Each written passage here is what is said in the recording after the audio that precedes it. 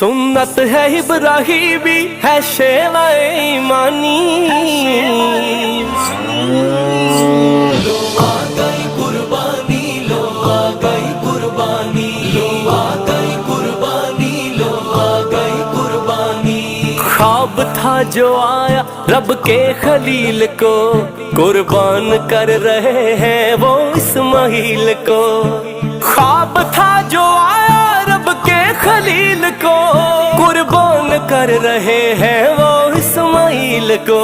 समझे थे इब्राहिम के ये हुक्म है रब्बानी।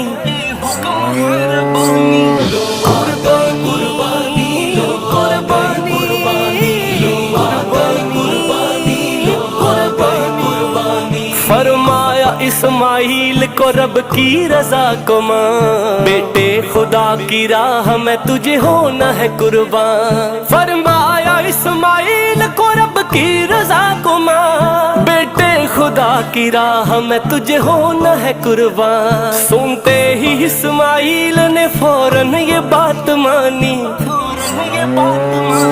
लो आ गई कुर्बानी, लो आ गई कुर्बानी, लो आ गई कुर्बानी, लो आ गई कुर्बानी। आंखों पे पट्टी बांध के सीधा लटा दिया, गर